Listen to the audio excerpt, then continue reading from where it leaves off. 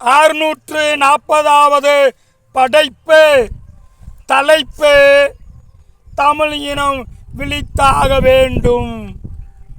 ஆங்கிலேயர்கள் வணிக ரீதியாக வந்தார்கள், நம்மை அடிமையாக்கினார்கள். தமிழக முதலாளிகளே, வருமானத்திற்காக படவரிடம் உங்கள் சந்ததியையும் அடிமையாக்காதீர்கள். பணத்தை குவித்துவிட்டு தமிழன் வாழலாமா அடிமைப்பட்டு? வறுமைக்கு உதவுங்கள், வரவேற்போம். ஆனால் தமிழகத்தில் வாக்கு உரிமை கொடுப்பதை எதிர்ப்போம். எங்கள் தமிழகத்தின் எதிர்காலத்தை தமிழ் இனமே தீர்மானிப்போம். தமிழக பண்பாடுகளை இனி போராடியும் பாதுகாப்போம். பரிவு காட்டுவது தமிழரின் பண்பாடு. அதற்காக தமிழகத்தை விட்டு கொடுக்க முடியாது.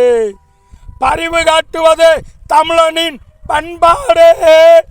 அதற்காக தமிழகத்தை விட்டு கொடுக்க முடியாது. ஏற்கனவே தமிழகம் வடவர் முதலாளிகளின் வசம். இனியாவதும் தமிழ் இனம் விழித்தாக வேண்டும். நாங்கள் தமிழகத்தில் யாரும் வந்து பிழைப்பதற்கோ வாழ்வதற்கோ எதிரானவர்கள் அல்ல. ஆனால் மெல்ல மெல்ல நுழைந்து கொண்டு எங்கள் பாரம்பரியத்தையும் எங்கள் பண்பின் உரிமையையும் பங்குபோட முயற்சித்தால் அதற்கு கடுமையாக எதிர்ப்பு குரல் கொடுப்போம். ஆனால் என்னுடைய தமிழக இளைஞர்கள் இன்று சற்று போதை மயக்கத்தில் இருக்கிறார்கள். இதை பயன்படுத்தி கொண்டு சூழ்ச்சியால் தமிழின் உரிமையை, வாக்கு உரிமையை பறிக்க முயற்சிக்காதீர்கள்.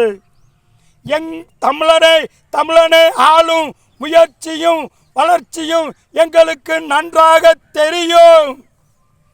எங்களை நீங்கள் தலைமையாய் கொண்டு ஆளலாம், வாழலாம். ஆனால் தமிழகத்தை ஆள துடிப்பது ஏற்றுக்கொள்ள முடியாது என்று கேட்டுக்கொண்டு வரும் வாரமும் இதே போன்று உங்களிடம் சந்திக்க வருகிறேன்.